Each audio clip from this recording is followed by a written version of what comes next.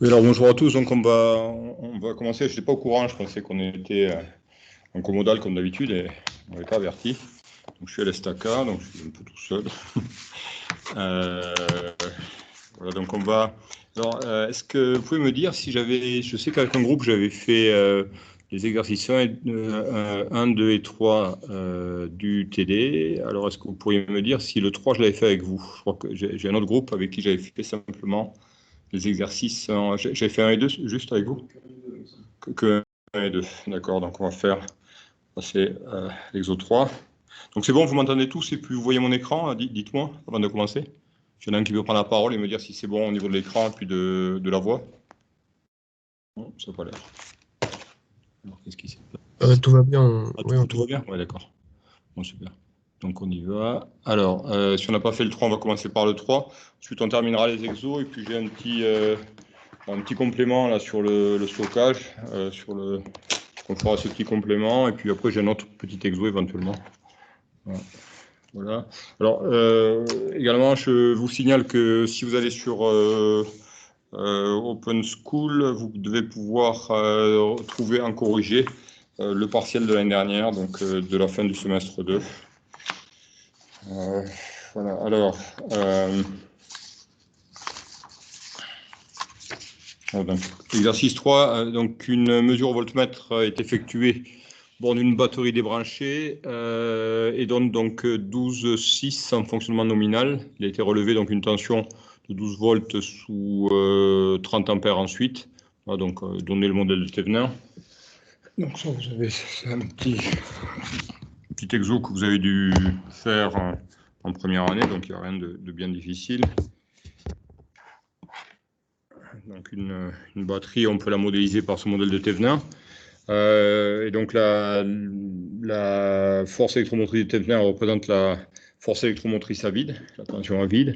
Et puis la résistance de Thevenin, on appelle ça la résistance interne, c'est le défaut de la batterie.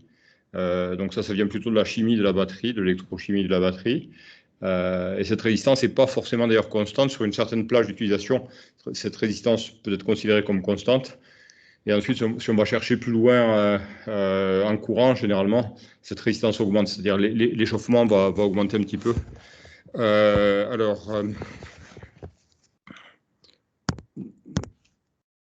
Donc, votre batterie qu'on symbolise de cette manière-là, voilà, on peut la modéliser par son modèle de Thevenin. Donc, je vous rappelle le modèle de Thevenin.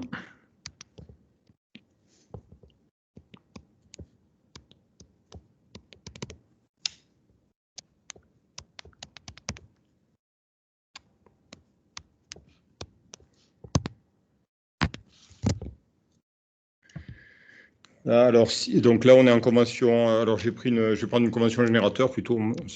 Excusez-moi. Donc, la petite flèche vers le haut. Voilà, dans le même sens que la tension.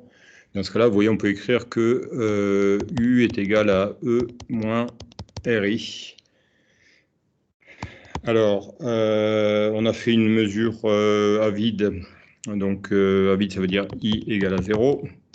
Et donc, on a trouvé U vide égale donc E égale 12,6 volts. Ah, alors, et ensuite, on a un point de fonctionnement. Il est relevé, on vous dit 12 volts sous 30 ampères.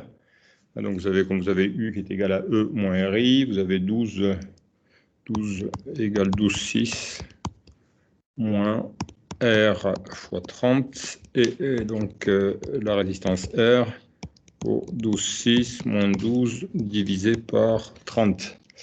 Ça vous fait 20 milliohms. Voilà, ce qui est assez caractéristique pour une grosse batterie qui peut délivrer un courant important. Donc ça c'est à rapprocher d'une batterie au plomb d'un véhicule. Vous voyez, c'est typique des forts courants, donc les courants nécessaires au démarrage du moteur, d'un moteur à combustion interne. Donc une tension à vide d'environ 12 volts et donc du coup une résistance interne qui est relativement petite. Alors que valent les pertes joules de cette batterie au point de fonctionnement nominal. Donc le PJ R multiplié par IN carré. Donc 20, 10 moins 3, alors 30, multiplié par 30 au carré. Et ça vous fait, donc si vous faites le calcul, 18 watts. Ça vous permet de trouver le rendement du coup de la batterie. Vous voyez, si vous vouliez faire un calcul de rendement ici, ça ne vous est pas demandé, mais vous pouvez faire donc la puissance qui est disponible, le P utile, si vous voulez, sur, on va dire, le P électrochimique, la puissance électrochimique, si vous voulez, qui est contenue dans la batterie. Donc le P utile, ce serait puisque la tension vaut 12, et le 12 volts, le courant 30 ampères, donc 12 fois 30, et divisé par 12 fois 30 plus 18, ou 12,6 multiplié par 30. Donc ça, c'est ce qui est issu de la batterie. Voilà. Voilà, si vous faites le calcul, alors je ne sais pas, vous devez être autour de 98 ou 99%. Je peux vous faire ça, ça vous fait du coup 12 sur 12,6.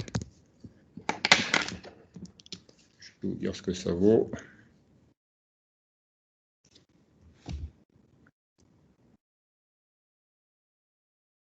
Donc ça fait 0,95, 95% environ de rendement.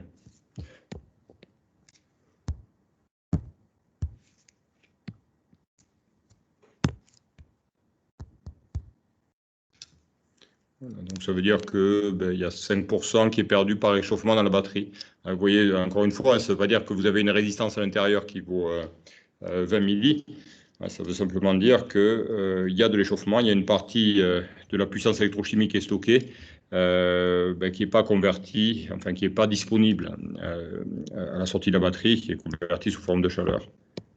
Voilà, donc là, 0,95.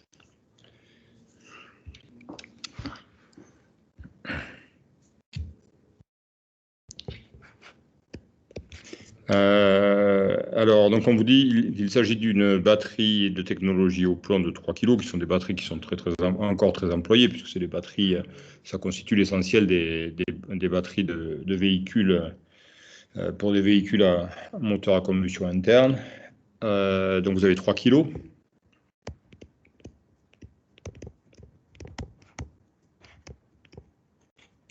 De batterie au plomb. Alors si vous allez chercher la densité d'énergie d'une batterie au plomb, je crois qu'on est à 35. Donc il faut revenir, pour ça vous reprenez le cours, hein, je vous laisse aller chercher ça dans le cours. Voilà, je vais vous dire quelle page.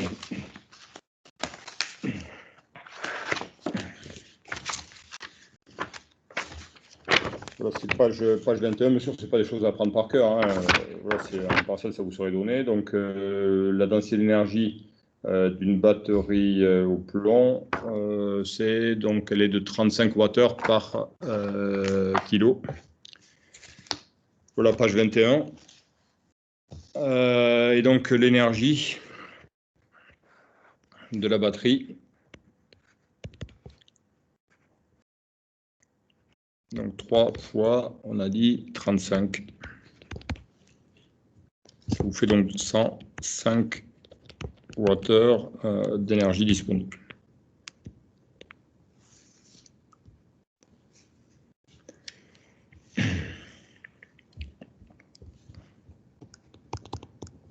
Alors, donc sa capacité et son autonomie en régime nominal. Donc en nominal,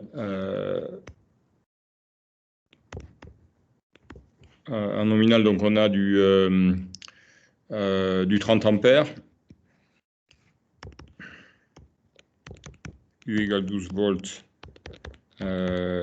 I égale 30 ampères.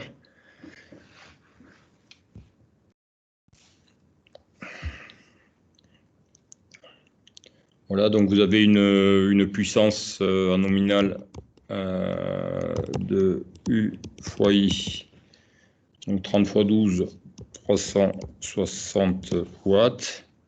Et ensuite, donc, pour avoir le delta T, Donc, on a à disposition 105 Wh, donc 105 Wh divisé par, 105 divisé par 360. Donc, on va voir quelque chose qui est homogène des heures. Donc, ça vous donne 0,29 heures, ce qui fait 17 minutes et 30 secondes. Monsieur? Oui. En fait, on avait déjà corrigé celui-là, et la dernière fois que vous l'aviez corrigé, vous aviez divisé par 360. Ouais, alors, donc, soit vous divisez, alors, ça va dépendre, est-ce que, si on vous donne l'énergie massique, alors, au point de fonctionnement nominal, parce que en fait, ce qu'on va voir, et c'est surtout vrai pour une batterie au plomb, c'est-à-dire que la capacité de la batterie, elle évolue avec le courant qu'on tire. Plus on va tirer de courant de la batterie, et plus la capacité de la batterie va diminuer. Alors, ça dépend comment ça a été calculé, en fait. Ici, il n'y a pas suffisamment d'indications pour dire, voilà, ce que vous voulez me dire, est-ce que je fais pour delta T, est-ce que je fais 105 divisé par 360, ou est-ce que je fais 105 divisé par 12,6 fois 30. C'est ça que vous vouliez me demander, je suppose. Oui, exactement. Voilà. Et là, ça va dépendre. Il n'y a pas assez d'indications ici pour voir si on doit faire l'un ou l'autre. Parce que on peut vous donner une capacité nominale. On le verra tout à l'heure. Je vais faire un petit complément sur les batteries.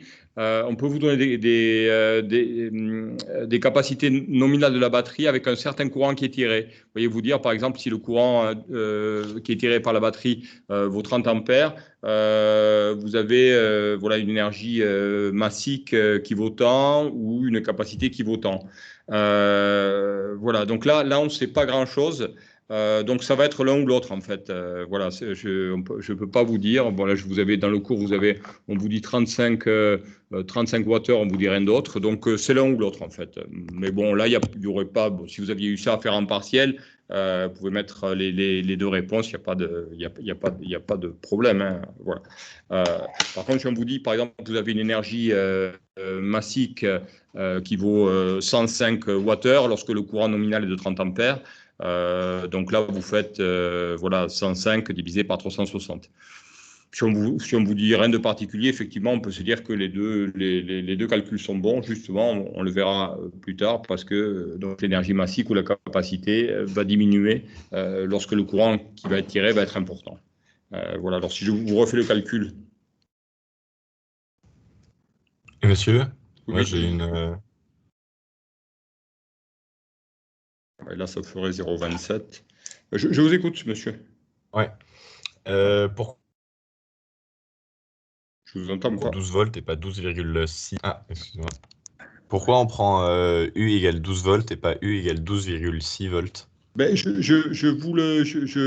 ai dit, je vous l'ai dit un petit peu, c'est soit on vous a fait, on vous a donné l'énergie massique de la batterie lorsque le courant nominal est lorsque le courant nominal est de 30 ampères. Et dans ce cas-là, vous faites, on vous le dit, vous faites 105 divisé par 360. Soit on vous dit rien, puis vous savez pas trop, vous savez pas si c'est un 35 Wh par kilo à 30 ampères nominal ou si c'est à 1 ampère nominal, puisque ça varie avec le courant nominal, l'énergie massique ou la capacité de la batterie varie avec le courant nominal. Donc ici, vous pouviez donner les deux, on n'a aucune indication. Si par contre on vous dit que l'énergie massique vaut 105 watts lorsque le courant nominal tiré est de 30 ampères, donc là vous faites 105 divisé par 360. Donc là, vous voyez, il n'y a pas de, voilà, il y a pas suffisamment d'indications, si vous voulez, pour voilà, pour savoir s'il faut diviser par 360 ou s'il faut diviser par 12,6 fois 30 en fait. Ok, merci. Voilà. Donc si vous faites votre calcul ensuite, ça vous fait, si vous le faites avec si vous faites ça avec un courant de 30 ampères et une tension de 12,6, vous trouvez donc du coup un peu moins.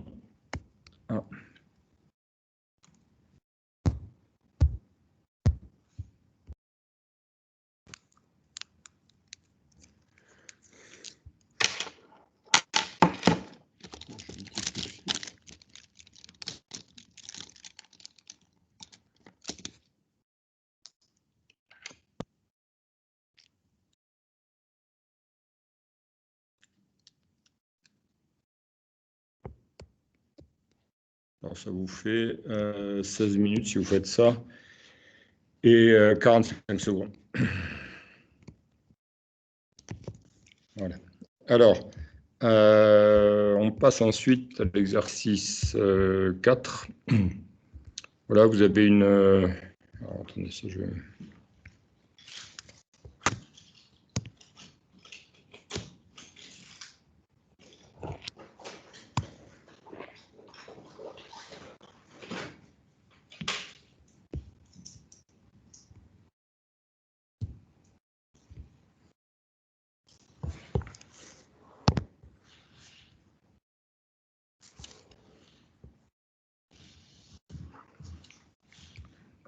Alors, exercice 4. La batterie précédente est branchée sur une MCC.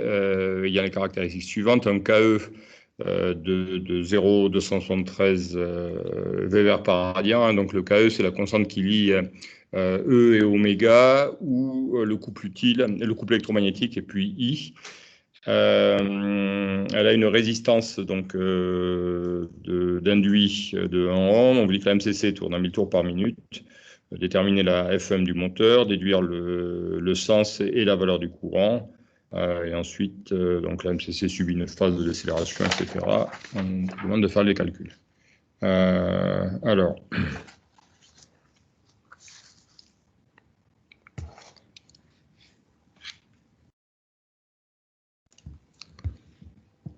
vous avez donc, du coup, si on essaie de représenter le schéma,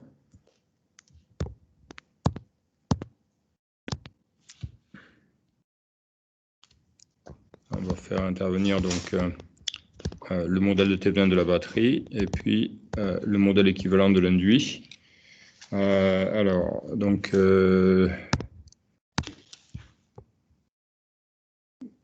alors la batterie, on vient de le voir, donc 12,6 et 2 ohms. Et ensuite, donc le moteur.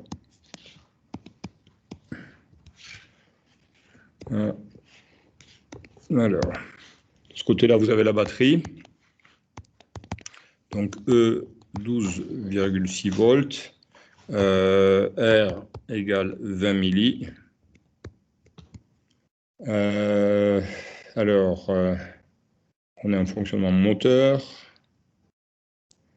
Alors, dans un premier temps, donc a priori, la MCC tourne. Alors on va calculer le E quand même. Il faudrait avoir la valeur de E. Donc là, vous avez donc le E' du moteur et puis la résistance R' qui vaut 1 ohm. Donc ici, on est côté moteur.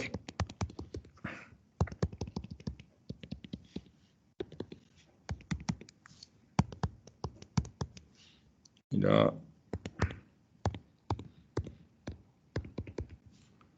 ici, vous avez la batterie.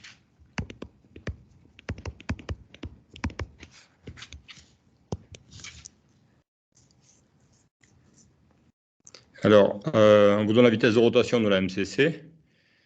Et donc, ça va vous permettre de calculer le prime de la machine. Donc, vous avez E' qui vaut KE multiplié par oméga. Donc, oméga, bien sûr, en radians par seconde. Donc, ça vous donne 0,273 multiplié par 2pi. Multiplié par 1000 et divisé par 60. Donc là, j'ai transformé les 1000 tours par minute donc en en radians par seconde. Alors, si je fais le calcul,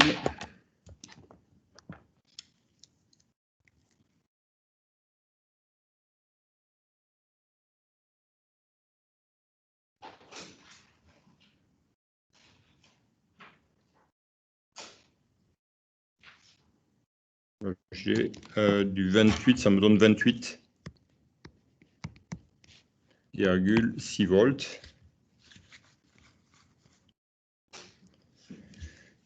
Là, ensuite, je peux déterminer I'. Alors, vous voyez que, a priori, vous allez avoir le courant dans ce sens-là.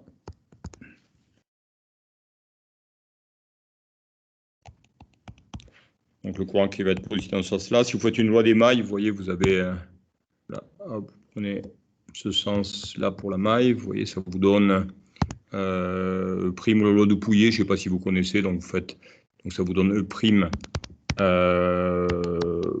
Moins E égale à R' plus R multiplié par I'. Donc là, j'ai fait ma loi des mailles ou loi de Pouillet. Là, donc E', I' égale E' moins E divisé par R' plus R. Alors, 28,6 moins 12,6 divisé par 1,02. Voilà, et ça vous donne 15,6 ampères.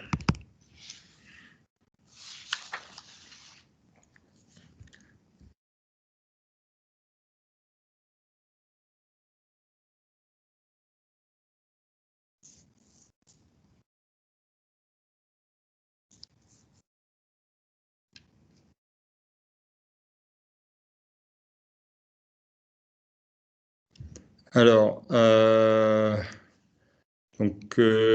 donc on a le sens du courant là. Alors, qu'est-ce qu'on peut dire ici, a priori?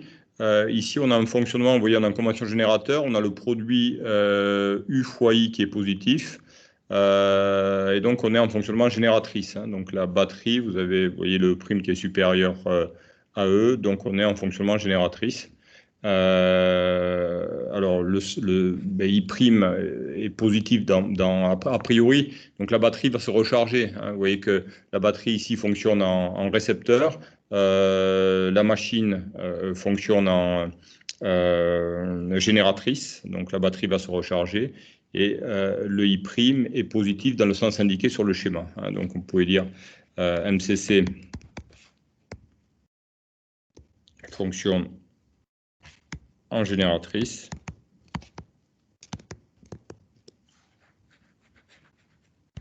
Et la batterie se recharge.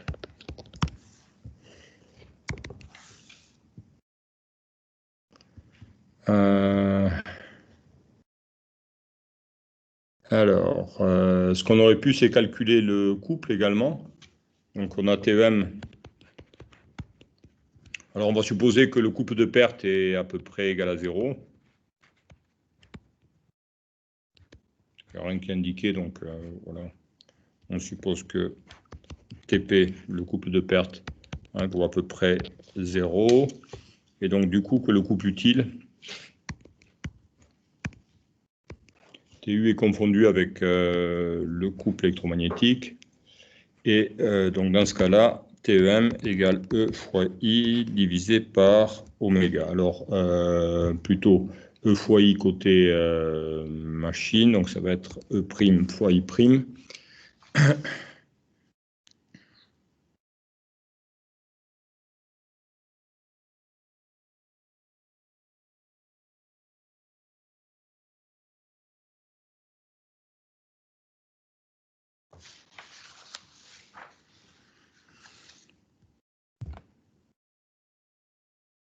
Là, alors, si je fais donc E',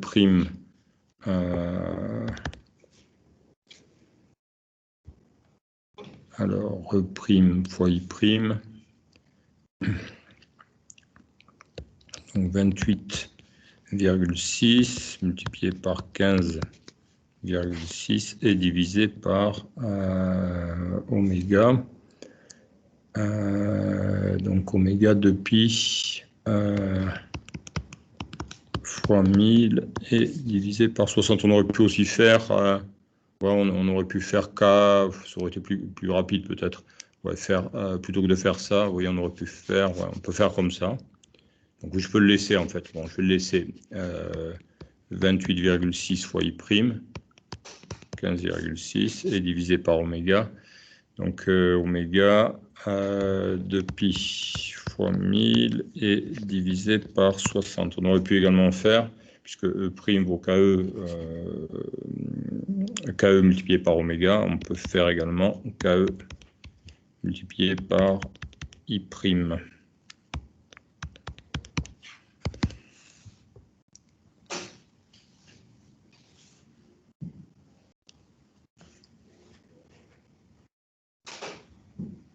Alors, KE, 0, on avait dit 0,273.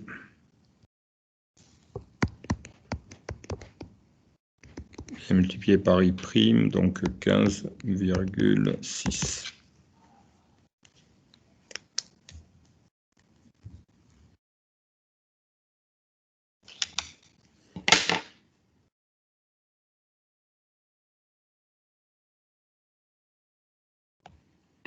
Alors, ça vous fait un couple de 4,26 Nm.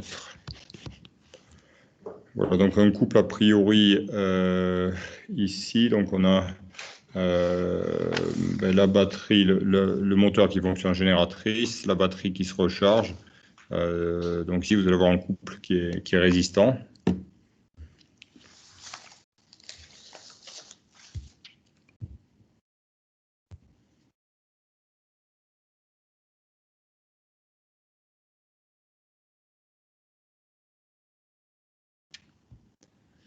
Voilà. Alors, on vous dit ensuite que la machine subit une phase de décélération brutale.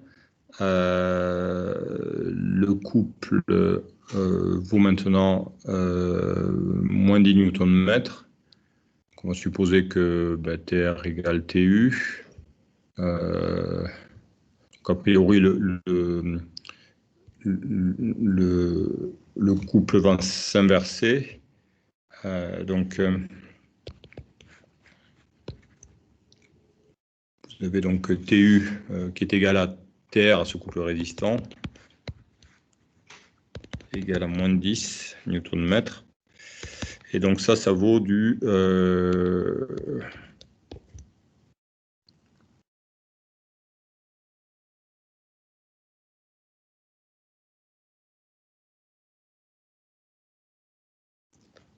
ça vaut du KE fois oméga, c'est-à-dire que là, la machine, a priori, va changer de sens de rotation.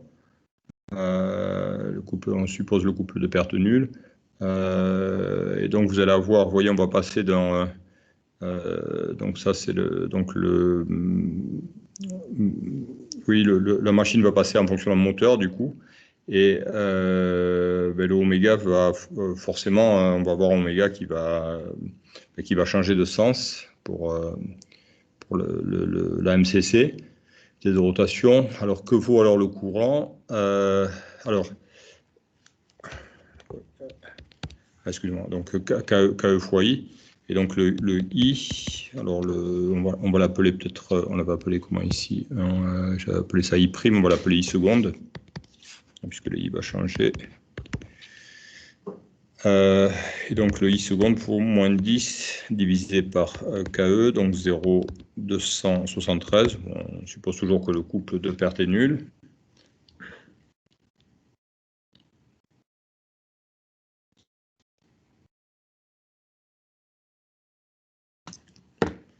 Là, ça vous fait un courant appelé de moins 36. Alors a priori, on a un fonctionnement moteur, moins 36,6 ampères.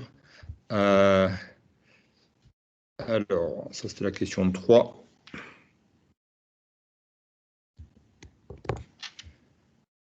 Alors, la batterie est-elle capable de générer cette puissance au vu des caractéristiques non minimales? Alors, la puissance donc, qui va être demandée à la batterie ici, c'est donc la batterie qui débite. Voilà, donc il suffit de calculer la tension au bord de la batterie. U bat va être égal à E. Alors, on a le I' qui change de sens, qui devient négatif. Donc, E moins le RI seconde en valeur absolue, si vous voulez. Voilà, donc 12,6 moins 20 milli multiplié par 36,6. On va être autour de 12. On va être autour de 12 volts à nouveau, moins à peine un peu moins de 12, ouais, ça fait 11,87.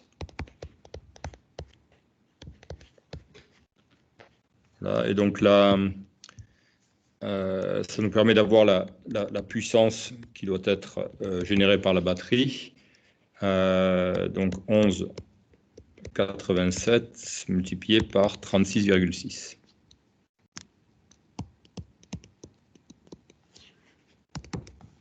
Voilà, alors je fais mon calcul. Là, ça me fait 434 watts. Voilà, et puis on va voir dans le tableau, donc on a un petit tableau qui nous donne la puissance que peut générer une batterie. Puissance, alors j'ai page 21, donc j'ai les énergies massiques. Et ensuite, page 22, on a je dois voir l'énergie spécifique en wattheure par kilo. Oui, et puis en ordonnée, la puissance spécifique en watts par kilo. Alors pour une batterie au plomb, lead acide, donc si vous avez je peux aller chercher, je vais aller vous mettre le cours sous les yeux. Alors, voilà, je vais prendre le cours. Voilà, vous avez la batterie au plomb, vous l'avez ici.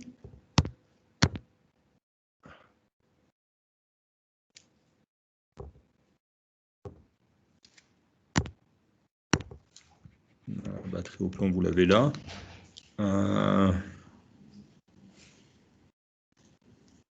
Alors, batterie au plomb, a priori, est-ce que ça fonctionne? On peut avoir alors vous voyez ici, vous êtes à 100 watts par kilo. Au minimum, vous seriez à 100 watts par kilo. Donc, ouais, a priori, ça a l'air de fonctionner. 100 watts par kilo. Ici, on a 3 kilos de batterie.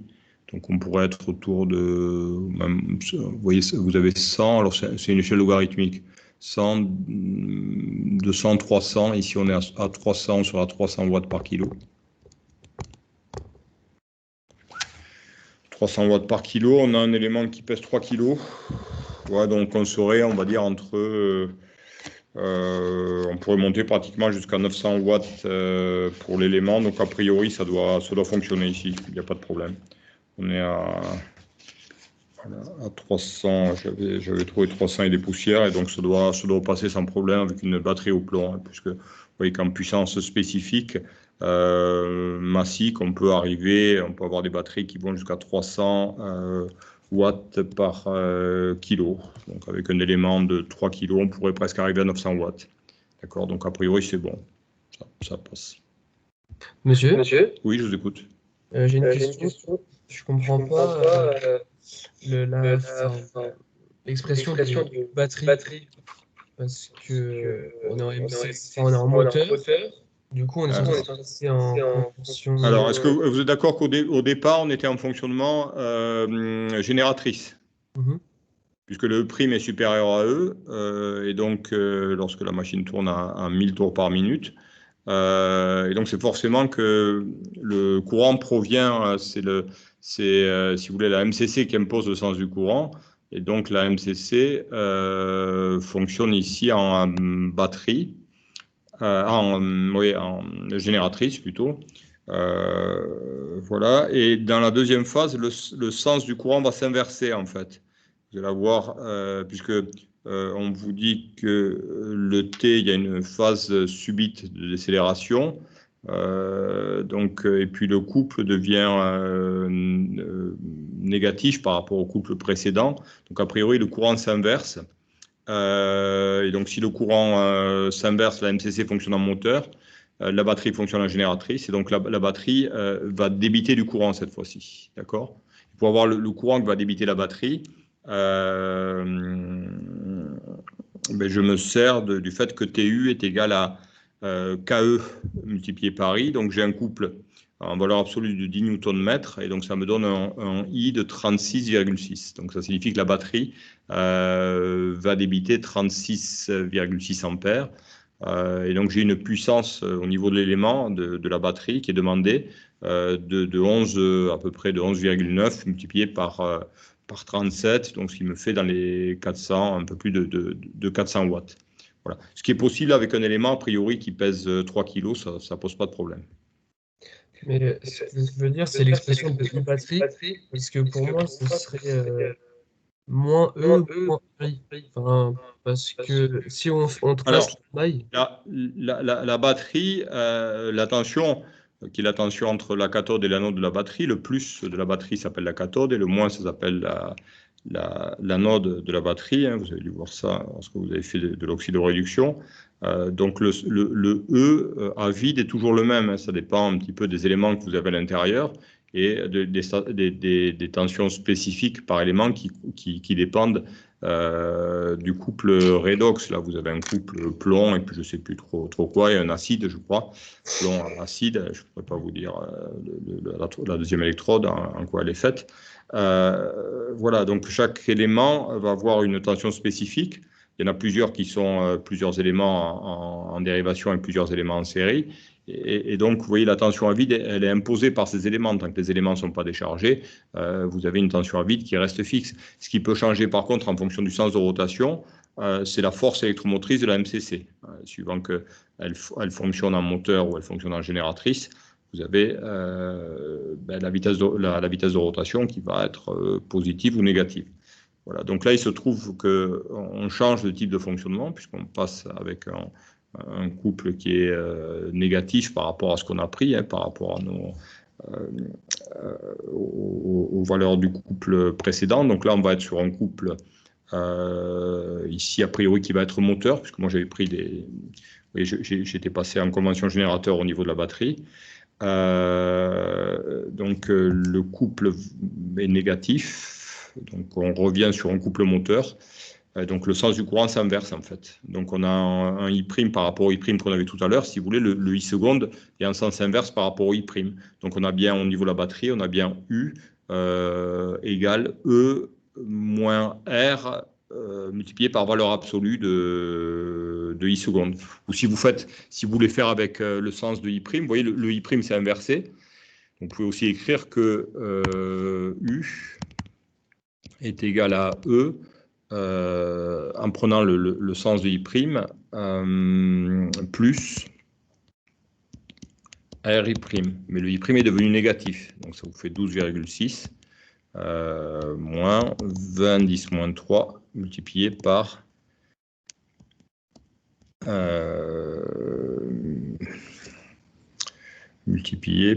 on avait dit 36,6. Voilà, vous allez retrouver la même chose.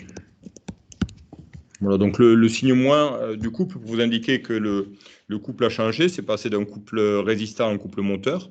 Mais en convention générateur, vous voyez ce qui complique un peu, peut-être ce qui vous embrouille un peu, c'est qu'on est en convention générateur sur la MCC. Donc la convention générateur, c'est plus lorsque la MCC fonctionne en génératrice. Effectivement, lorsqu'on est en fonctionnement moteur, on reprend une convention récepteur sur la MCC. Voilà, donc là, on conserve la convention génératrice. Donc le I' si vous voulez, en convention générateur pour la MCC, le I' devient négatif. Voilà, et on trouve U égale du coup 12,6. On a U qui est égal à E plus R' au niveau de la batterie. Et donc, voilà, on fait 12,6 moins 20 10 moins 3 fois 36,6 pour avoir la tension au bord de la batterie. Mais en fait, ma question, c'est si on trace U, là, si on met I seconde dans le sens inverse de I, donc on peut on peut flécher la tension U batterie vers le haut.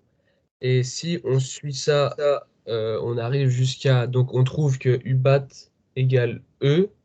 Et moi, au lieu de trouver moins R' I seconde, je trouve plus R' I seconde parce que. Alors attention, pour la batterie, la résistance interne de la batterie, c'est grand R, c'est pas R'. Ce que je veux dire, c'est pour faire la loi d'Emaille, justement. Ouais, pour faire la loi d'Emaille, si vous voulez, au niveau de la batterie, du U batterie, qui est aussi le U de la MCC, si vous placez, si vous êtes avec le I' qu'on avait pris précédemment, vous voyez, si vous conservez le I' qui avait été pris précédemment, vous avez U égale E plus RI'. Sauf que le I' maintenant est en sens inverse. Donc le I', il faut le compter négatif, puisque la batterie fonctionne réellement en batterie, elle n'est pas en train de se recharger. Donc vous voyez avec ce qui a été pris sur le premier schéma. Moi j'ai fait mon premier schéma, il est ici. Donc vous voyez au niveau de la batterie, je suis en convention récepteur au niveau de la batterie, puisque ici c'était la MCC qui fonctionnait en génératrice, et puis la batterie qui est en train de se recharger. D'accord. Donc avec ce sens-là pour I', pour mon premier schéma, j'ai U qui est égal à E plus RI'. Dans la première partie, vous avez I' qui est positif. Donc vous voyez, ça c'était, voilà, ici j'ai un I' qui est positif dans la première partie. Et dans la deuxième partie, donc on a le sens de rotation de la machine qui change. Donc la deuxième partie, c'est à partir de la question 3. Ici, non, cette question-là, ici, voilà. Vous avez donc le I seconde qui est négatif, mais toujours en convention récepteur pour la batterie. Donc on va retrouver finalement U égale 12,6 moins 20 10 moins 3 fois 36,6. Et on voit bien que du coup la batterie fonctionne en générateur du coup. La batterie se décharge en fait, elle fournit du courant cette fois-ci à la MCC qui fonctionne en moteur. Sinon, ce que vous pouvez faire, c'est vous pouvez refaire un schéma si ça vous gêne en inversant le sens du courant que j'ai appelé I seconde. Vous le mettez donc du coup en convention générateur au niveau de la batterie, en convention récepteur au niveau du moteur, et vous allez prendre un I seconde qui est positif. En fait, je pense que j'ai juste un problème au niveau des flèches. Si vous pouvez juste. Par exemple, on est d'accord que si on prend I seconde, U batterie, ce sera vers le haut. Et E' garde cette direction-là. Et UR' sera vers le haut aussi, non? Vu qu'on est en convention récepteur dans la. Ah non, on est en moteur. Ouais, on est en moteur, du coup on sera en récepteur sur la MCC. Alors, on va conserver la même chose, mais comme le sens du courant a changé, si vous voulez calculer le nouveau E', vous allez avoir, a priori, vous allez avoir un E' qui va être négatif. Ah ok, donc en fait E' change de sens. Oui, ben le prime vaut KE multiplié par oméga. Et si vous avez un fonctionnement qui passe de génératrice à moteur, c'est que le prime change de sens. Ok. D'accord? Mhm. La vitesse de rotation change de sens et donc prime aussi. Ok. Ok, merci. Voilà, c'est ça qui fait que voilà, vous retrouvez. Voilà, donc vous allez bien retrouver. Attendez. Qu'est-ce qui s'est passé?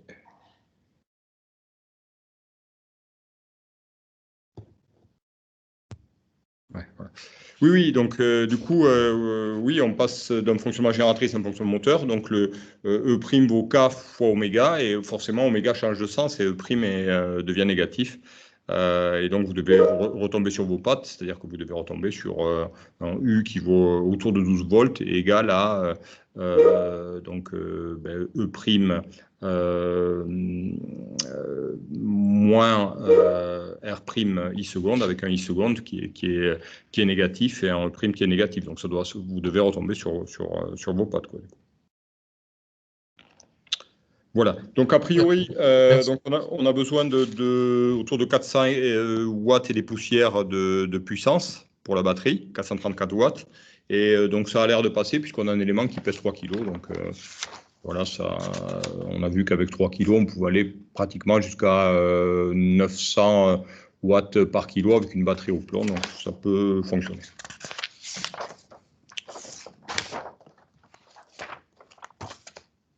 Voilà, alors on passe, il nous reste un dernier exo. Je repasse au télé. Alors. Monsieur? Oui, je vous écoute. J'ai pas trop compris comment sur le schéma on a pu lire que du coup ça passait avec 434 watts. Alors, si je peux vous le... Voilà, ici, le trait orange, c'est le trait qui représente la batterie au plomb, hein. Lead acide, c'est lead en anglais, c'est plomb. Donc, c'est une batterie plomb acide, batterie classique. Et vous voyez, ça va max jusqu'à... Donc, on a la puissance spécifique en watts par kilogramme ou puissance massique. Vous voyez ici, si vous placez là, vous êtes autour de... Ici, vous avez 100. Donc là, ici, vous avez 200 et donc là, vous êtes à un peu plus que 300. Donc, c'est des batteries qui peuvent monter à un peu plus que 300 watts par kilo. Et là, on a un élément qui pèse 3 kg. Et donc, on peut avoir une puissance spécifique de 300 x 3, donc 900 watts. Donc, a priori, cette batterie, elle est capable de générer une puissance de 434 watts. D'accord ? Ok, merci.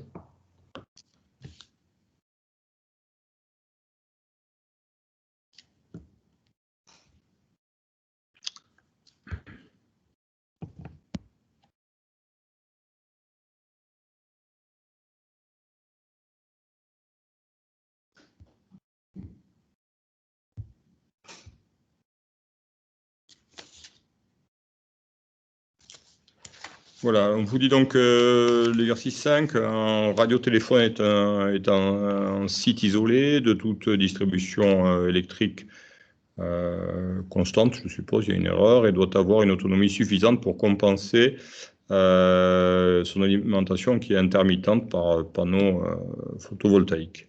L'équipement retenu est une batterie nickel-cadmium de 12 volts et 16 ampères. Donc 16 ampères, c'est la capacité, hein, c'est donc la charge électrique qui peut être stockée dans la batterie.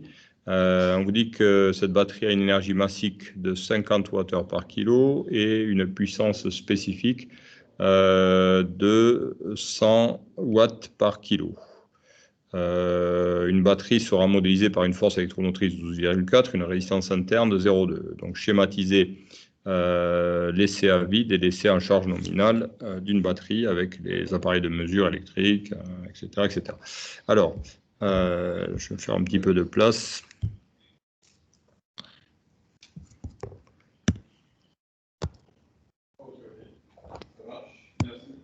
Et est-ce qu'il y a quelque part où on doit fixer un emplacement? Parce que par mon système arrête pas de bouger à chaque fois que je fais une simulation, je ne sais pas si c'est normal. Oui.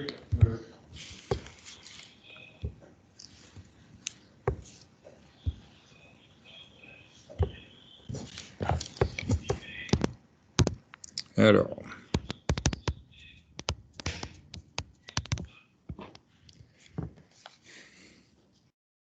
Alors, l'essai à vide, donc il se fait directement avec un voltmètre.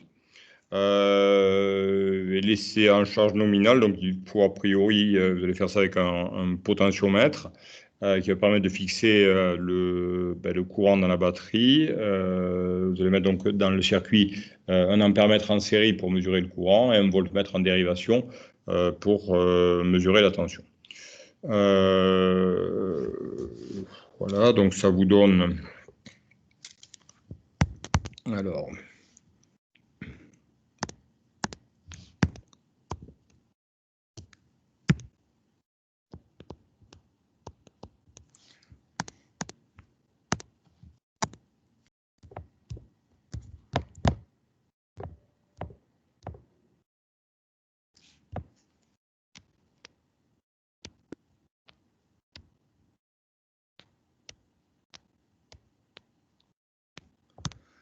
Voilà, donc le voltmètre, il suffit de faire ça, et donc là, vous avez laissé à vide.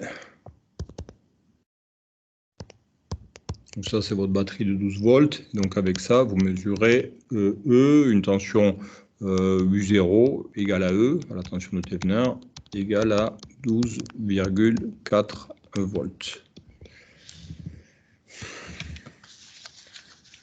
Et ensuite, pour laisser en charge, du coup, ça vide, laisser en charge nominale de la batterie. Donc, vous avez... alors, bon, je vous dessiner le modèle de Thevenin directement, ce sera plus simple.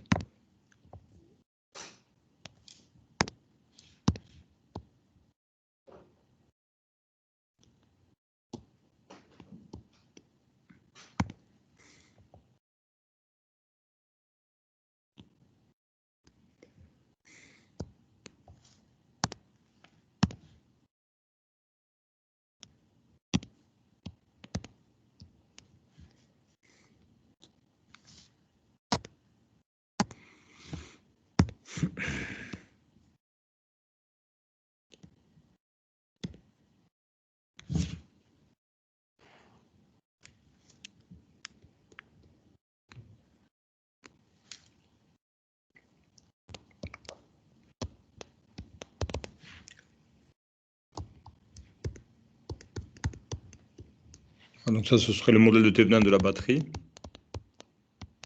avec le plus et le moins. Et ensuite, donc, on place un ampèremètre en série avec un potentiomètre. Faire ça, et puis là, vous mettez un voltmètre.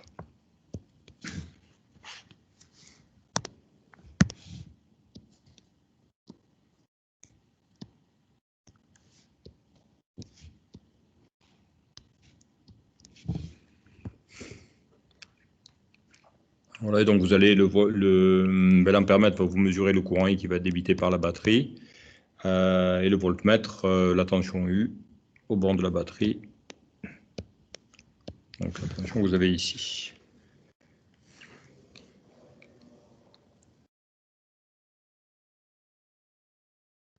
Voilà, alors a priori, ici, si vous avez donc l'équipement retenu, on vous dit une batterie de 12 volts et 16 ampères heure. La batterie a une force électromotrice de 12,4, une résistance interne de 0,2. Et donc le courant nominal vaudrait ici, le I nominal a priori 12, puisque lorsqu'elle fonctionne en régime nominal, vous auriez 12 volts ici. Donc I égale 12,4 moins 12 est divisé par 0,2. Voilà, autour de 2 ampères. Oui, je vous écoute. Mais du coup, je n'ai pas bien compris. Ça, c'est pas le montage à vide? Non, ça, ce serait le montage. Vous voyez, ici, on fait débiter la batterie dans une résistance variable de façon à avoir le courant nominal ou la tension nominale. A priori, la tension nominale vaut 12 volts. Donc, progressivement, on diminue le RCH, ça va augmenter le courant. Si le I augmente, vous allez avoir la tension qui va diminuer à 12 volts et vous mesurez ainsi le courant. C'est comme ça que vous allez trouver ensuite le R égale 0,2. Vous voyez, pour avoir les éléments de la batterie, Donc, tension à vide. Directement avec un voltmètre, vous avez la tension de Thevenin. Et ensuite, vous mettez la batterie en série avec un ampèremètre et une résistance variable. Vous faites varier la résistance, soit pour avoir le courant nominal qui vous est donné, soit pour avoir la tension nominale. Et la tension nominale, vous la remesurez avec un voltmètre sur la batterie. Votre batterie, elle est, du coup, elle est ici.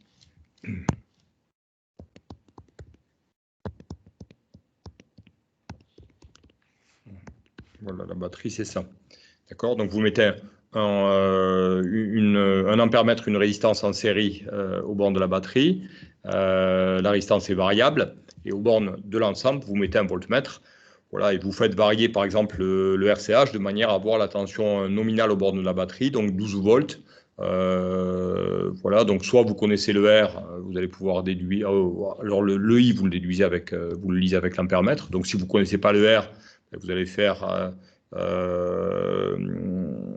Vous pouvez faire E. Alors, comme vous avez U qui est égal à E moins RI, donc si vous ne connaissez pas le R, vous allez faire E moins U divisé par I, vous avez R.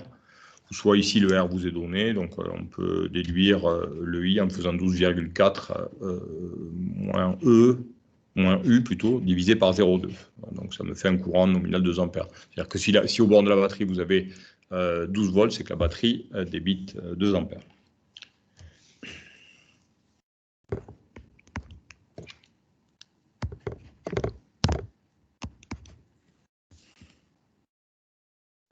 Monsieur, Oui. il représente quoi le A dans votre schéma? J'ai pas vu. Un ampèremètre. Un ampèremètre. Ok, merci. Ça, c'est l'ampèremètre. Ici, et puis ici, vous avez le voltmètre. Alors, l'énergie stockée dans la batterie. Donc, l'équipement retenu est une batterie 12 volts, 16 ampères-heure. Donc, 16 ampères-heure, c'est la capacité. Et si vous voulez l'énergie stockée, vous faites tout simplement la capacité multipliée par la tension. Donc 12 fois 16. Et ça vous donne donc des volts multipliés par des ampères, multipliés par des heures. Donc ça vous donne des watts-heure.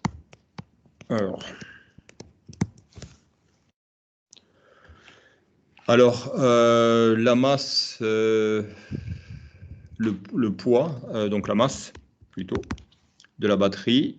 Donc vous avez une énergie massique de 50 Wh par kilo, donc 192 divisé par 50, et ça vous donne 3,84 kg. Monsieur, Oui, je vous écoute. juste pour revenir sur la question, pourquoi laisser à vide en mesure 12,4 volts? Excusez-moi, j'ai pas entendu là. Il y a une micro-coupure. Pourquoi si on laisse à vide, on mesure 12,4 volts? Parce que la batterie ne débite pas. Vous voyez, vous avez une batterie qui a un 12 volts nominal et la batterie ne débite pas. Donc forcément, vous mesurez un peu plus que lorsque la batterie va débiter à cause de la résistance interne. D'accord? Donc là, vous avez une batterie, si vous voulez, vous avez U qui vaut E moins RI. Et lors de l'essai à vide, puisque vous mettez un voltmètre, elle ne débite pas. Vous avez I qui est égal à 0. Et donc, vous avez U qui est égal à E. Et le E vaut 12,4. Alors que quand vous êtes sur un essai ici en charge, avec I qui est différent de 0, vous avez donc le U qui vaut E moins RI. Et a priori, il vaut 12 volts. D'accord? Et donc, ça vous permet de déduire la valeur du courant. Ou si on vous donne le courant, ça vous permet de déduire la résistance interne.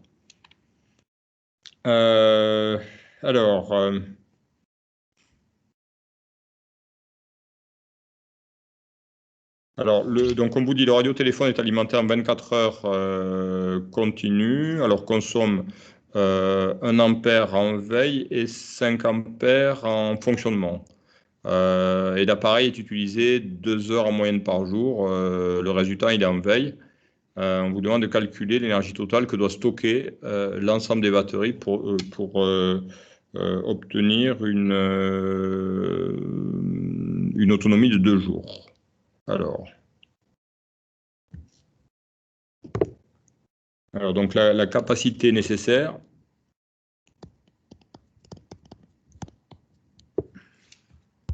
Ah, excusez-moi.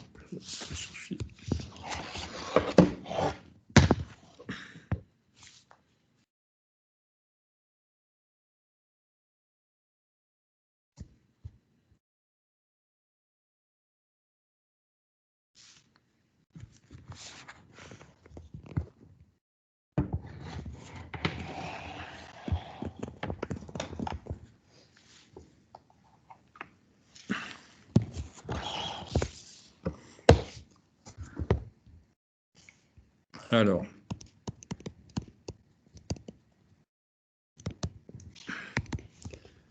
capacité nécessaire, on vous dit donc que l'appareil fonctionne pendant 2 heures, donc il doit débiter 5 ampères pendant 2 heures et 1 ampère pendant 22 heures, puisqu'il est en veille du coup pendant 22 heures. Donc ça fait 1 ampère fois 22 plus 5 fois 2 heures, et ça doit fonctionner pendant 2 jours. Donc tout ça multiplié par 2, et ça vous fait, si vous faites le calcul, donc 44, 44 plus 10, non 44, 22, excusez-moi, 22 plus 10, 32 fois 2, 64 ampères heure. Donc la capacité de la batterie. Alors, donc là, j'ai la capacité de la batterie et je dois pouvoir comme ça déduire l'énergie totale qui doit être stockée dans l'ensemble des batteries pour obtenir une autonomie de 2 jours. Alors, l'énergie stockée,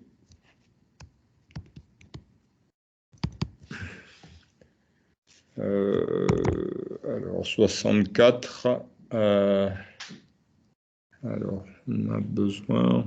Ouais, le radiotéléphone est alimenté, on vous dit, en 24 volts continu, donc 24, l'énergie qui doit être disponible, puisqu'on va avoir une autonomie de 2 jours, donc 24, donc les 24 volts est multiplié par 64 ampères heure. Donc ce serait du 24, alors ça se met pas comme ça, mais pour que vous compreniez mieux, peut-être 24 volts ici, à multiplier par 64 ampères heure, et ça vous fait donc du 24 fois 64, 1536, et du coup vous avez des volts fois des ampères, donc des watts heure. Donc pour avoir une autonomie de 2 jours, il faut que l'énergie stockée dans la batterie soit égale à 1536 Wh. Et donc ça vous permet de trouver le nombre de batteries.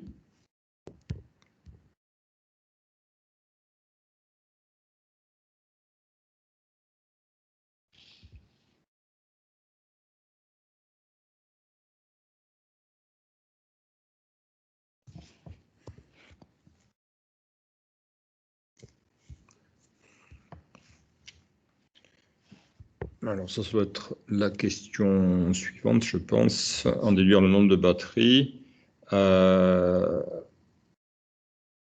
Alors, et représentez-les en associant pour...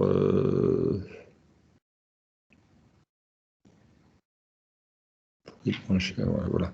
Donc le nombre de batteries, alors...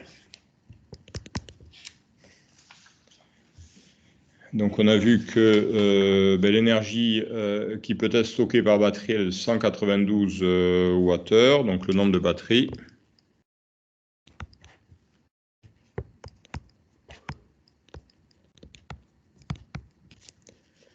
Donc 1536 divisé par 192 et vous trouvez 8 batteries.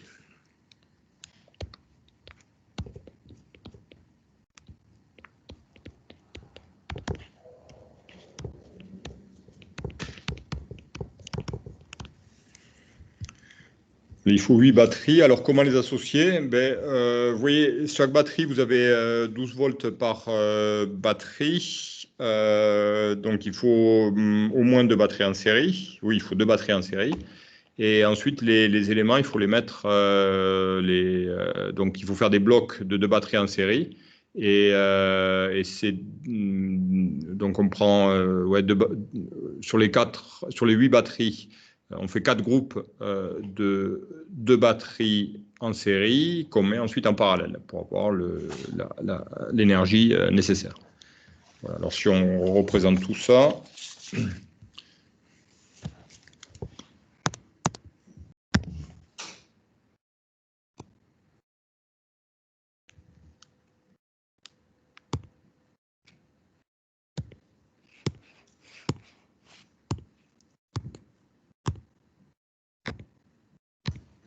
Monsieur, oui, je vous écoute.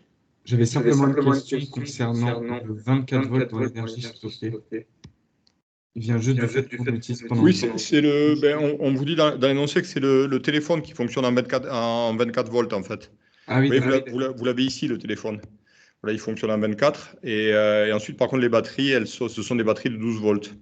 Voilà, donc...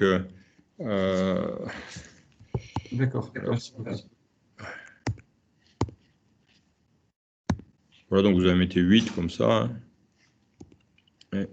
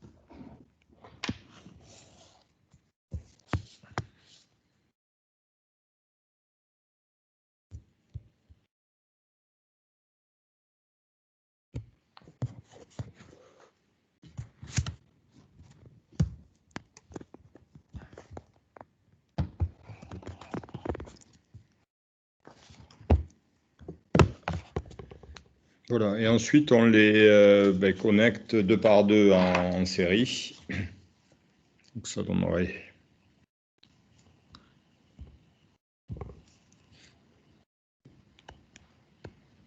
Voilà, vous avez le plus et le moins.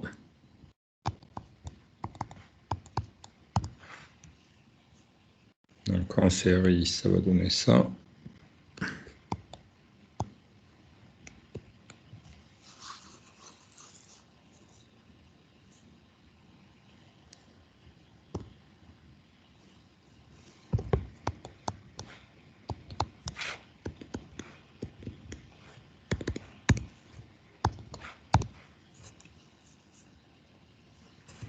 Mais du coup, pourquoi tu mets pas tout en série? Genre Comment, pourquoi on va mettre toutes les 8 en série, c'est ça? Non, non, non, on les met 2 par 2 en série. Et ensuite, les groupes de 2, on les met en parallèle. On les met en série pour avoir, par 2, on les met en série pour avoir les 24 volts. Et ensuite, en parallèle, pour avoir l'énergie stockée nécessaire. D'accord? Donc, vous les mettez par 2, regardez-vous, regardez ce qu'on fait.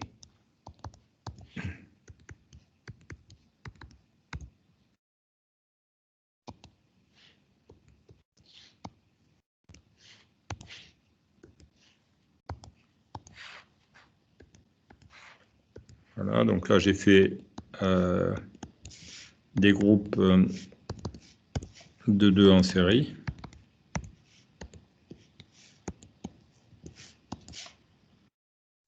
Voilà, et ensuite, je mets tout ça en dérivation.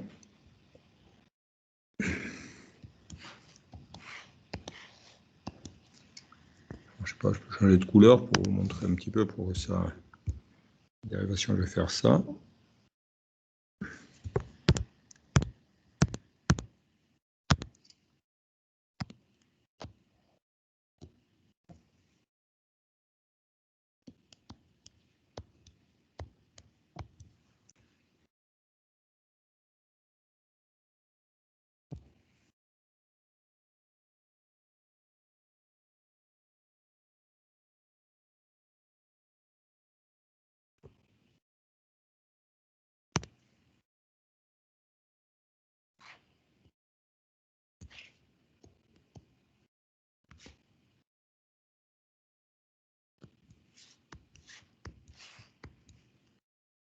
Donc ici j'ai le plus et ici j'ai le moins. Donc vous voyez, j'ai groupé par deux en série. Hein, et puis chaque groupe de batteries, là je les ai passés en dérivation. Et donc là ici, vous avez un groupe de... Vous avez vos deux batteries ici qui sont en série. Vous voyez, juste à côté de l'autre en série, etc. Et on place les quatre groupes en dérivation.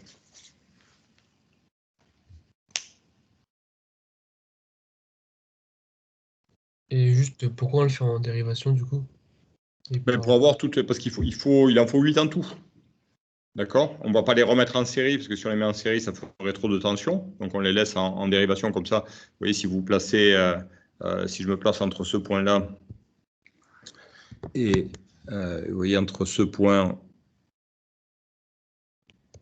ici et celui-ci, j'ai 24 volts. Vous voyez, donc il me faut 24 volts et ensuite il me faut l'énergie nécessaire pour pouvoir alimenter le téléphone pendant 2 jours, donc les 1536. Donc j'ai besoin, vous voyez, si j'avais que 2 batteries, ben, j'aurais 1536 divisé par 4. Donc l'ensemble des batteries en dérivation, c'est pour avoir l'énergie nécessaire pour alimenter le moteur. D'accord? Ah oui, d'accord. Donc en vrai, on aurait quand même pu les mettre toutes en série, mais c'est juste histoire de pas avoir une trop grande Ah tension. oui, on aurait trop de tension en fait. On n'a pas la tension nécessaire, on aurait plus que la tension demandée pour alimenter le téléphone. Ok, merci. Monsieur, Oui, je l'écoute. c'est le plus des batteries, ça va sur le plus ou le moins du moteur ou de... Alors après, le plus et le moins de l'ensemble, le plus et le moins que vous avez ici, ça va aller sur le radiotéléphone, c'est-à-dire que vous avez un radiotéléphone avec ici, voilà, donc ce serait ça, une espèce de rectangle comme ça. Donc là, vous avez votre téléphone avec dessus indiqué un plus et un moins pour alimenter. Voilà, et là, vous allez relier au plus et au moins de votre téléphone. Hein. Ok, merci.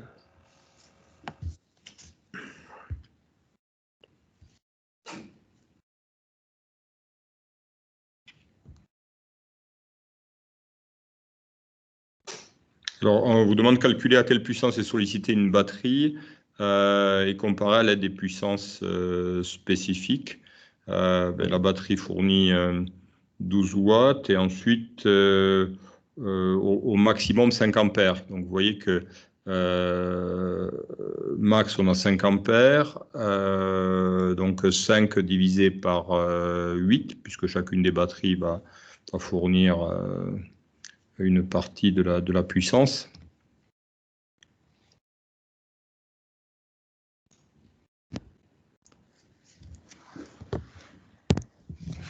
Voilà, donc le courant au max, hein, le Imax sur ce qui fonctionne, vaut 5 ampères. Donc le I par batterie va être égal à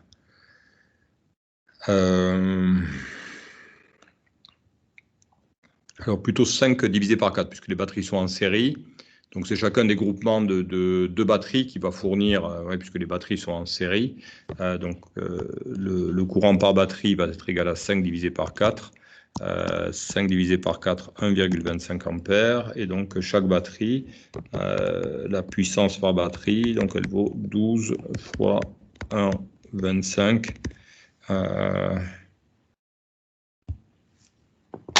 Voilà. Et 12 fois 25, ça vous fait 12. Ça doit faire du 12 divisé par 4, ça doit faire du 15. 15 watts par batterie au maximum, hein, lorsque la batterie, le téléphone est en fonctionnement. Voilà, et donc là, il n'y a pas de problème.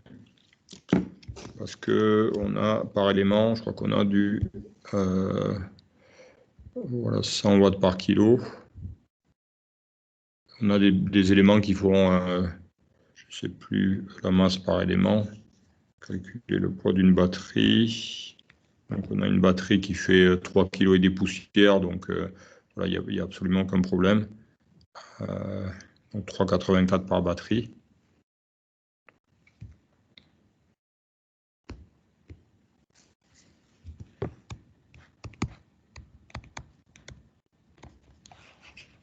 Donc on a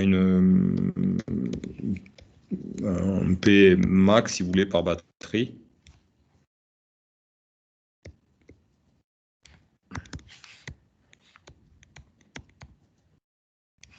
Donc qui vaut 3,84 multiplié par 100, donc 384 watts, et donc qui est inférieur aux 15 watts, donc ça ne pose pas de problème.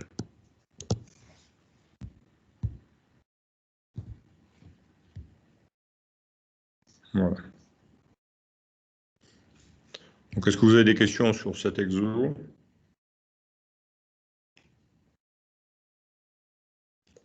S'il n'y a pas de questions, je vais faire un petit complément sur les capacités nominales, donc les calculs de capacité nominale et ce qu'on appelle la capacité de Peukert. On va voir ça. Donc c'est un petit complément sur les batteries. Alors, monsieur. Monsieur, Oui, je vous écoute. pourquoi on divise par 4 pour le e-batterie et pas par 8? Ça, j'ai pas trop compris. Parce que les batteries, elles sont en série, vous voyez, elles sont couplées en série 2 par 2.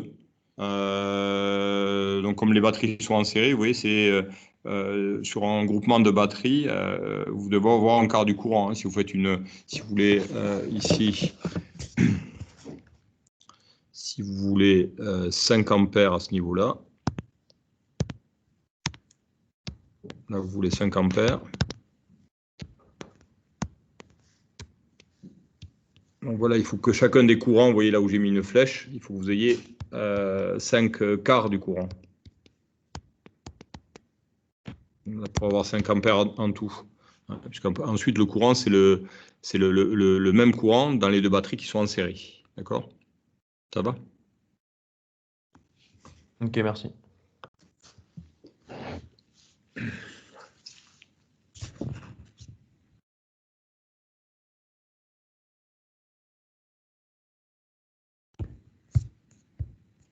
Alors, je vais faire un petit complément, parce qu'il nous reste un petit peu de temps.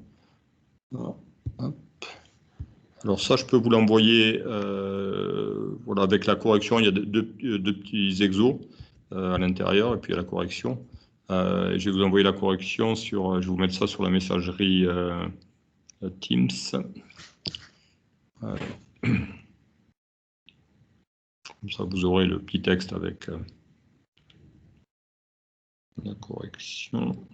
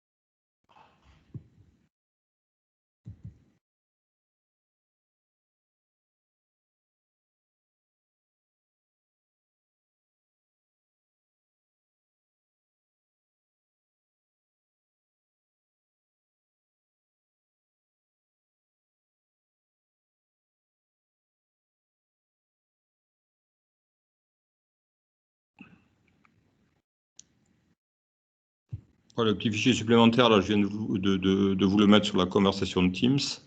Et ensuite, donc, je vais corriger les deux petits exemples. Alors, je vais vous dire un petit peu ce qu'on fait. Là. C'est pour aller un petit peu plus loin sur ce qu'on a fait sur les batteries. On n'a pas fait des choses très compliquées. Là, vous allez voir que ce n'est pas non plus très compliqué. Alors, donc on va parler de capacité de Peukert, ou capacité nominale et capacité réelle d'une batterie. Alors, la capacité C d'une batterie, donc une capacité, je vous rappelle, ça s'exprime en ampères par heure, c'est homogène à des coulombs, c'est une quantité d'électricité qui est stockée dans la batterie.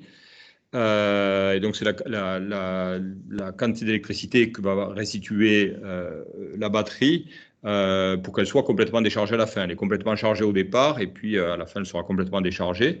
Donc, il n'y aura plus un électron qui pourra circuler. Voilà, et c'est le nombre d'électrons, si vous voulez, multiplié par la charge d'électrons que la batterie va pouvoir donner au cours d'une décharge complète, à partir bien sûr de la charge complète au départ. Alors, elle s'exprime en ampères heure. Hein, vous voyez que donc, si je fais des ampères, je multiplie par un temps, j'ai quelque chose qui est homogène à des coulomb. L'unité ici, c'est les coulombs. Par contre, les ampères heure, c'est une unité qui est pratique, voilà, et qui est utilisée lorsqu'on parle de batterie. Donc, pour avoir la capacité, je fais I, le courant nominal, je multiplie par delta T, le temps d'utilisation maximum de la batterie, et j'ai sa capacité. Alors, si vous regardez un petit peu ce que donnent les constructeurs des batteries, ils vous donnent des capacités nominales. Vous allez voir, vous allez trouver, vous n'avez pas un C tout court, vous avez un C indice X. Alors, le X correspond, le C indice X correspond à la capacité nominale, et le X correspond au temps qui correspond à une décharge complète à courant nominal. Le courant nominal, du coup, va valoir CX divisé par X. D'accord ? On appelle ça le courant nominal de décharge, si vous voulez. On pourrait mettre courant nominal de décharge, I. Il vaut alors C divisé par X. Alors, au niveau des courants, vous voyez, on va mettre un C qui correspondrait à un courant qui correspondrait à la capacité de la batterie vidée en 1 heure. Hein, donc, ce serait le courant 1C. Le courant 2C, c'est une batterie qui se déchargerait avec un courant égal à C divisé par 0,2. Le C divisé par 2, ce serait une batterie qui va se décharger ce serait le courant d'une batterie qui se décharge avec un I égal à C divisé par 2. Le C10, donc c'est un courant I qui vaut C divisé par 10, sous-entendu 10 heures, etc. Voilà. Alors, lorsqu'on vous parle de batterie au plomb C10, ça signifie que le courant nominal de décharge, ici, I, il va être égal à C10 divisé par 10 heures, puisque le X, c'est des heures. X, nombre d'heures. Voilà. Et si on vous parle, donc ça, ce serait le courant nominal. Donc ce serait un C divisé par 10. Et là, si on vous donne C20, le courant nominal, ça va être du C20 divisé par 20. Alors, ce qui est très important, c'est ce que vous avez ici.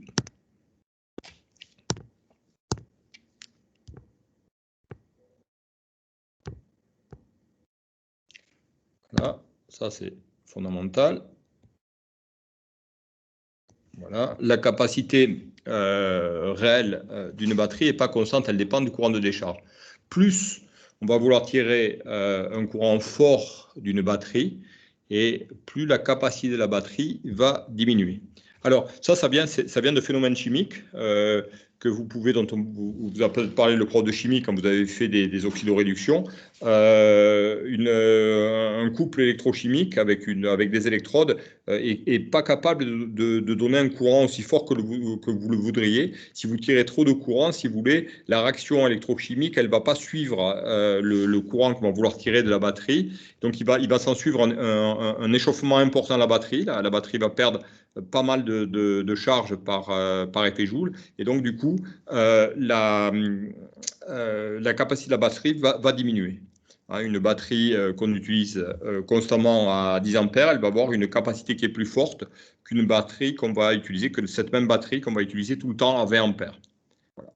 Alors, vous avez une loi empirique qui s'appelle la loi de Peukert. Peukert, c'est un physicien, donc il a essayé de modéliser un petit peu les batteries à la fin du 19e siècle.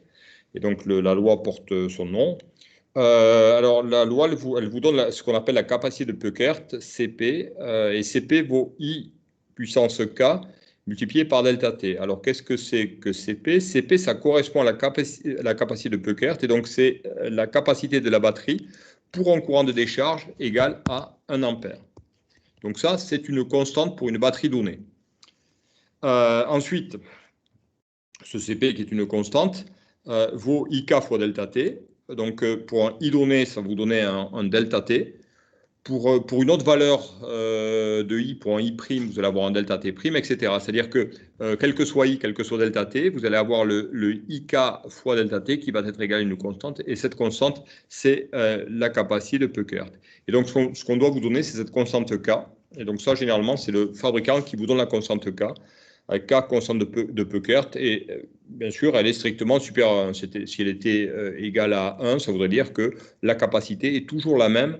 Et ça, quel que soit le courant de décharge, ce qui est dans la pratique pas vrai. Alors, les batteries qui sont le moins sensibles à cet effet-là, à la loi de Peukert, donc à cette décharge qui est non constante avec le courant, ce sont les batteries lithium-ion. Et parmi les batteries qui sont les plus sensibles à cet effet-là, vous avez les batteries au plomb et acide, dont celles dont on a parlé un petit peu dans le TD tout à l'heure. Voilà, alors c'est extrêmement simple. Si je fais une petite application, vous voyez, je prends, voilà, par exemple, une batterie au plomb, C20, de 100 ampères-heure. Donc, la C20, enfin, la capacité avec un courant nominal qui est égal à 100 divisé par 20, cette capacité vaut 100 ampères-heure. Et on vous demande que vaut la capacité pour une décharge en 10 heures. Voilà, sachant que la constante de Peukert vaut 1,1. Alors, qu'est-ce qu'on commence par faire? On va commencer par calculer la capacité de Peukert de la batterie, c'est-à-dire la capacité qu'aurait la batterie si elle débitait un courant de 1 ampère. En permanence, un courant de 1 ampère, si on faisait fonctionner 1 ampère. Alors, on a C20.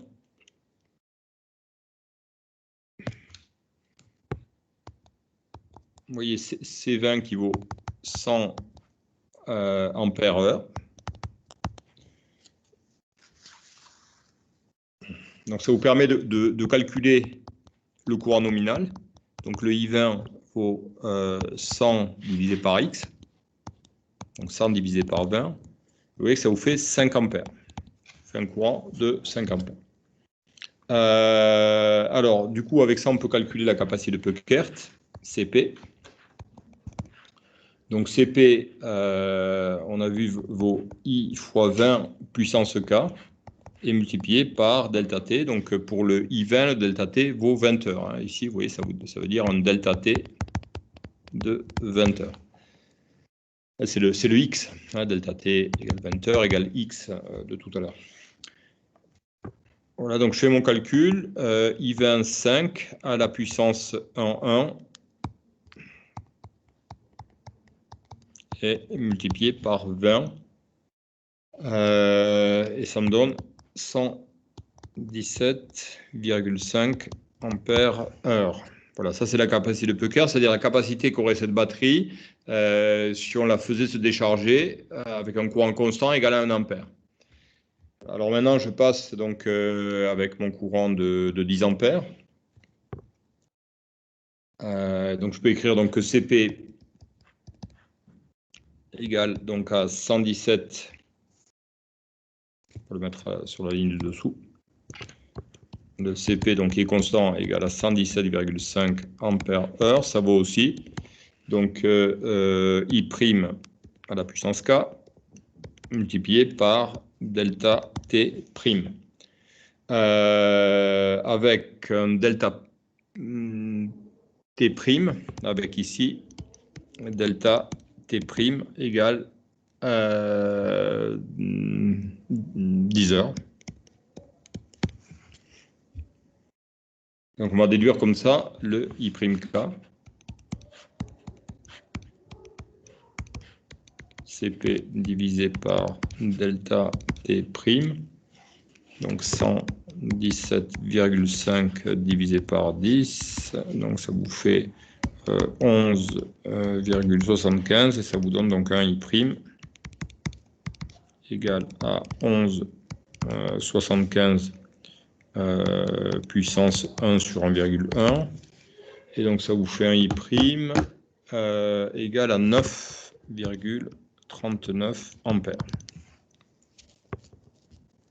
Voilà, et vous déduisez donc une capacité, alors on peut mettre C10, le X vaut 10 ici, puisque c'est une décharge complète en 10 heures, qui est égale à 9,39 multiplié par 10, c'est donc 93,9 ampères heure. Ah, oui, ce qui est intéressant, c'est de voir que pour cette batterie-là, donc la capacité vaut 100 ampères heure si on lui fait débiter un courant constant de 5 ampères. Elle vaut 117,5 si le courant débité vaut 1 ampère. Elle ne vaut plus que la capacité 93,9 si la batterie débite un courant de 9,39 ampères heure. D'accord, vous voyez que donc cette capacité n'est pas constante. Voilà. Donc il y a un autre petit exo d'application du même genre. Durée de décharge d'une batterie au plomb. Donc on considère une batterie au plomb C20 égale à 120 ampères. Hein. Donc le C20 c'est le C indice X. Et donc ici X vaut 20 heures. Donc si la décharge complète dure 20 heures sous courant constant, la capacité de cette batterie nominale vaut 120 ampères heure. Donc l'objectif est de calculer la durée de décharge complète de cette batterie si le courant de décharge est égal à 12 ampères. D'accord ? Et on vous dit que la capacité de Peuker de cette batterie vaut 1,25. Donc la première chose, c'est calculer le CP. Alors pour calculer CP, il faut calculer le I nominal. Et donc vous avez un I20 ici pour une décharge en 20 heures qui vaut 120 divisé par 20, donc 6 ampères. Donc ça, c'est le courant de décharge nominal.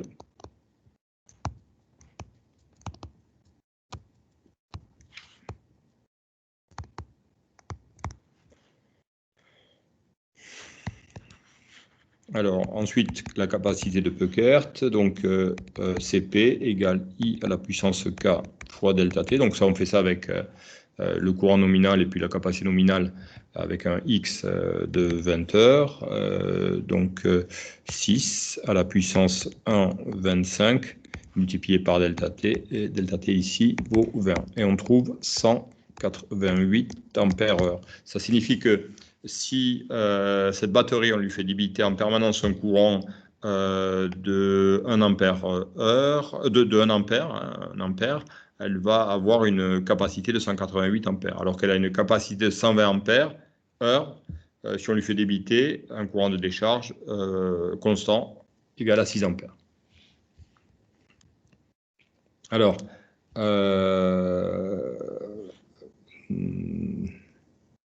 donc maintenant, on veut la capacité, la durée de décharge complète de cette batterie si le courant de décharge est de 12 ampères. Alors pour ça, vous repartez la capacité de Peuckert qui est une constante et on va faire le calcul avec un courant, cette fois-ci I' de 12 ampères. Donc CP vaut I' puissance K multiplié par delta T'. Donc on prend un I' de 12 ampères, puissance donc 1,25 fois delta T'. Et donc là, vous allez avoir le temps de décharge complète de la batterie à 12 ampères. Donc CP divisé par 12 à la puissance 1,25. Donc CP 188 et divisé par 12 à la puissance 1,25. Ça fait 8,4 heures de calcul. Donc on a le temps de décharge, l'objectif, donc on a calculé oui, le temps de décharge complet de la batterie. Alors on pourrait aussi calculer la nouvelle capacité de la batterie. Ce serait un C, si vous voulez, 8,4, indice 8,4. Donc ça vaudrait du coup 12 multiplié par 8,4.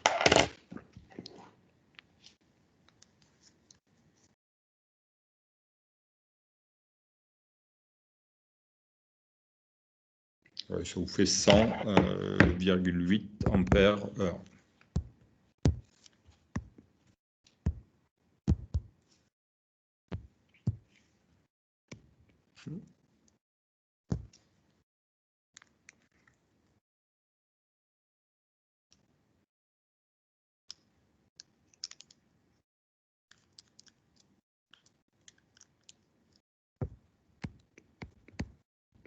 « 100,8 ampères heure. »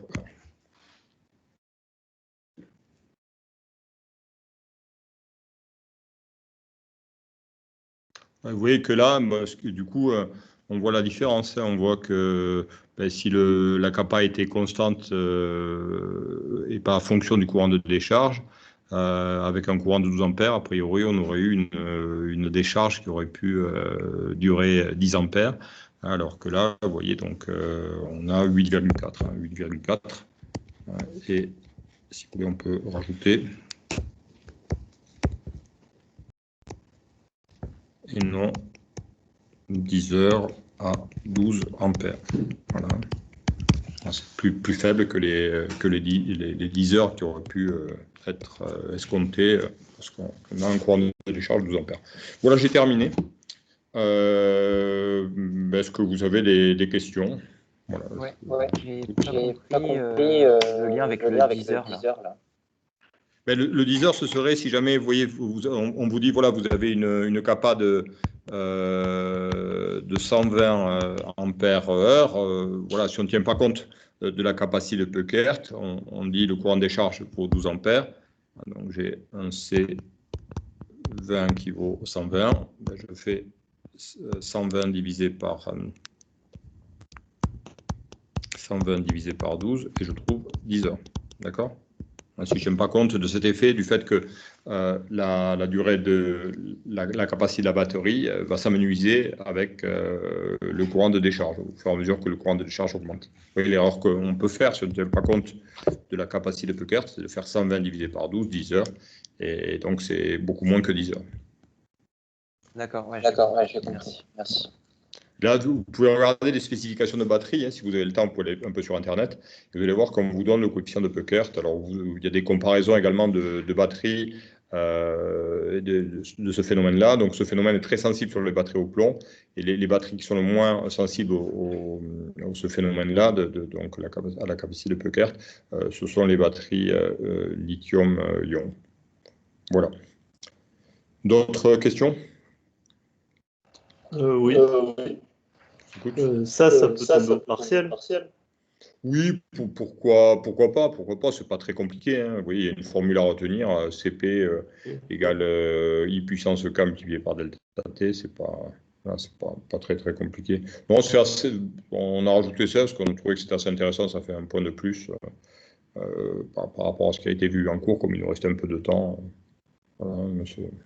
Ok. Voilà, le CP, c'est une constante, si vous voulez, et puis voilà, à partir de là, vous voyez, le I et le delta T sont liés, finalement. Donc, monsieur, pour le partiel, on aura le redressement non commandé et les batteries, c'est ça? Voilà, redressement non commandé, donc monophasé et triphasé. Alors, ça peut être sur charge active pure, sur charge active et inductive, ou sur charge résistive et inductive. Voilà, donc triphasé et monophasé, et puis les batteries. Voilà. Bon, après, vous pouvez avoir un petit exo, éventuellement, avec une machine à courant continu, du style l'exo qu'on a eu, je crois que c'était à l'exercice 4, vous voyez, voilà, des petites choses comme ça, mais bien sûr, les notions qu'on va essayer de mettre, enfin, les exercices qu'on va mettre en avant quand même dans le partiel, voilà, ça va vraiment être sur le redressement et puis sur le stockage de l'énergie. Ok. Il y a d'autres questions? Oui, je vous Est-ce que écoute. ce serait possible d'avoir la feuille remplie, enfin, justement, là, sur la loi de Peckert, mais en rempli, s'il vous plaît. Ah oui, en rempli. Alors, je vais essayer de peut-être vous le... Attendez. Celle que je vous avais envoyée, elle n'est pas remplie, c'est ça? Ouais, elle est vierge, en fait, c'est pour ça. Ouais, d'accord. Alors, ce que je peux faire, je vais aller sur Teams. Puis je fais, hop, je crois que, alors celle-ci, ça va être un fichier Word. Voilà, alors celle-ci, c'était court. Ça doit être rempli, je pense. Et c'est, ouais, j'aurais dû le transformer peut-être en PDF.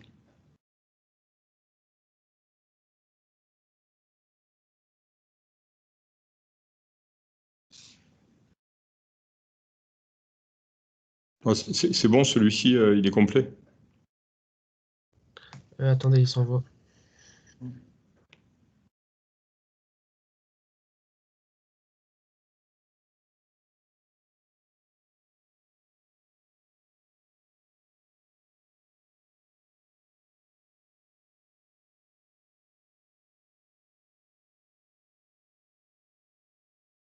Ouais, vous arrivez à le... Je sais pas, il faut que vous ayez Word, mais je suppose que vous avez. Je vais l'ouvrir, moi je pense que celui-ci est complet. Ouais, il y a juste écrit équation, je vais juste l'ouvrir avec World. Attendez, alors comment je peux faire? Ah ouais. C'est pas bon, pourquoi il y a écrit? Ah si, voilà, c'est bon là. Bon, attendez, alors ce que je peux faire, c'est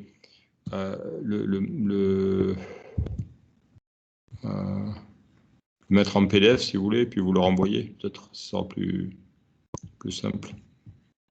Bah moi c'est bon, quand je l'ouvre par World, c'est bon. C'est bon? Ouais, d'accord. Bon, ça va. Bon. Bon, Merci. éventuellement, si jamais il y en a qui n'arrivent pas à l'ouvrir, vous avez qu'à le convertir en PDF et puis vous le remettez quelque part pour que vos camarades puissent le récupérer. Voilà. Si vous vous entraînez, je crois que vous avez si vous allez sur Open School, vous avez le partiel de l'année dernière qui est corrigé, voilà, de mai 2020 qui est corrigé. Voilà. Bon, ben, s'il n'y a pas d'autres questions, on va arrêter là et puis bonne continuation. Merci beaucoup. Merci pour le semestre et voilà. Merci beaucoup. Merci, au revoir. Merci beaucoup, au revoir. Merci, au revoir. Merci, au revoir. Merci, au revoir. Au revoir.